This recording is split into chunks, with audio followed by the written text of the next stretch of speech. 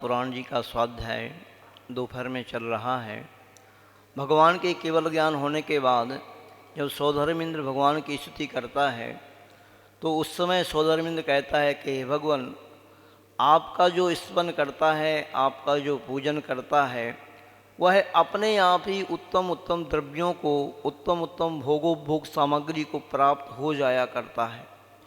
इस बात को हमने प्रत्यक्ष होते हुए देखा है और आप सभी लोगों को प्रत्यक्ष चाहिए।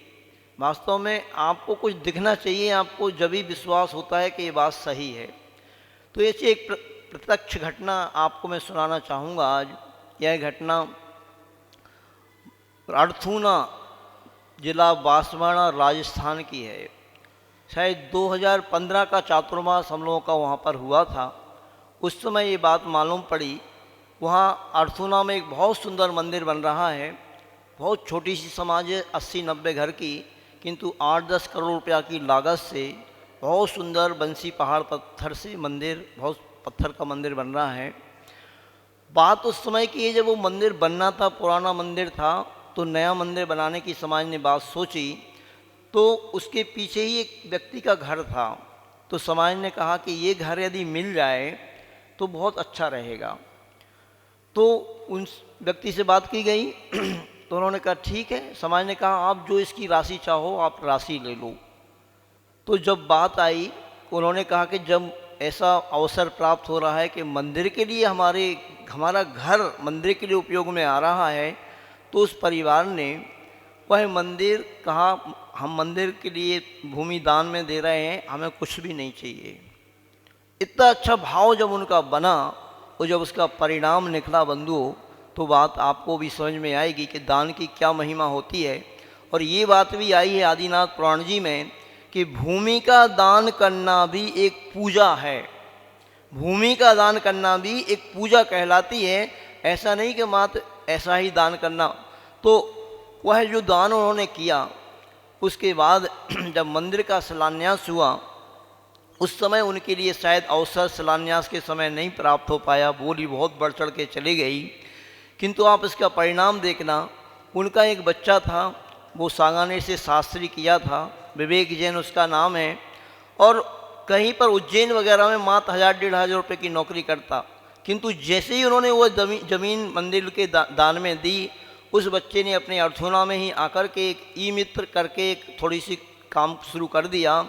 और धीरे धीरे वो काम इतना बढ़ गया उसका कि कई दुकान उस अर्थूना में थी, किंतु उस विवेक जन के यहाँ लाइन लगती थी। ई मित्र का छोटा सा काम था और हम लोग का चातुर्मास हुआ तो कम से कम 7 लाख रुपए का उस व्यक्ति ने, पहले उनकी गुंजाइश कुछ भी नहीं थी, 1500 में नौकरी करता था, 7 लाख रुपए का मंगल कलश लिया।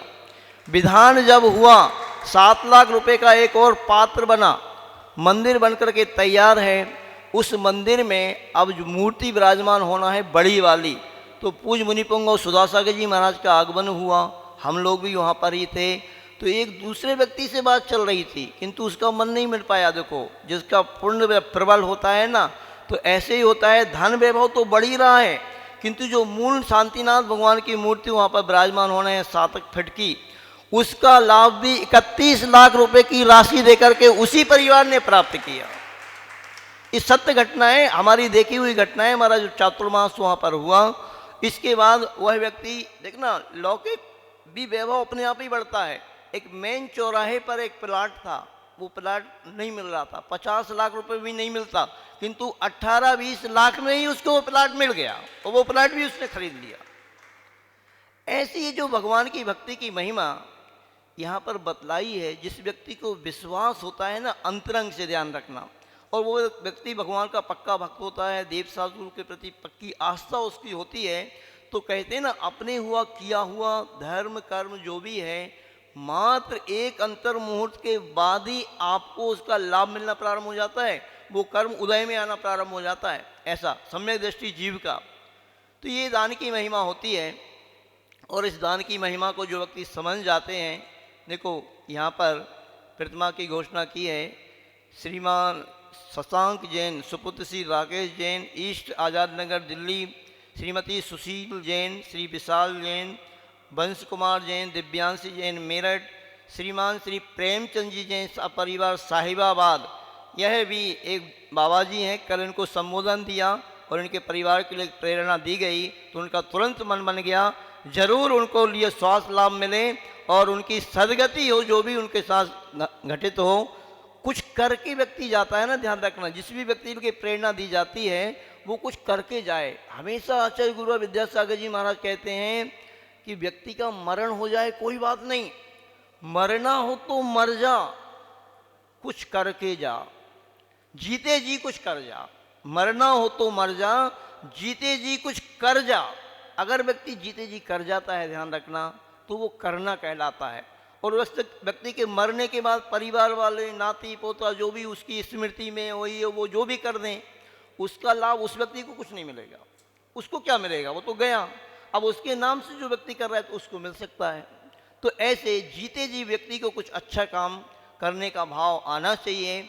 और यदि व्यक्ति अस्वस्थ हो गया है, कोई बहुत ज़्यादा सीरियस भी हो गया है, होश हवास में यदि वो व्यक्ति है, तो अपने जीते जी कोई अच्छी घोषणा करके जाए, कोई अच्छा काम करके जाए, तो वही उसके साथ जाता है। मुझे बहुत अच्छा ये प्रसंग लगता है। साक्षात दान की महिमा क्या होती है, भूमि दान की महिमा क्या होती है, और क्यों बुंदेलखंड में हर मंदिर के 5-5-10 बीघा, वहाँ तो एकड़ चलता है, एकड़ जमीन पहले के लोग दे करके जाते थे मंदिर के लिए। आज भी बुंदेलखंड में ऐसे ऐसे मंदिर हैं जहाँ पर 100-100 एकड़ जमीन, बल्कि एक जगह पर बुंदेलखंड में बीना बारे के पास एक स्थान है टड़ा, वहाँ पर 225 एकड़ जमीन मंदिर की है। 225 एकड़, यहाँ का 5 बीघा का 1 एकड़ होता है आपका यूपी का। तो ऐसी भूमि को देकर के लोग जाते हैं जो इसकी महिमा को समझते हैं। आप सभी लोग भी इस दान की महिमा को समझते हुए इस दान की महिमा से जुड़ें और धर्म से जुड़ें, भगवान की भक्ति से जुड़ें, यही भाव है। बोले आचार्य गुरुवर विद्यासागर जी महाराज की।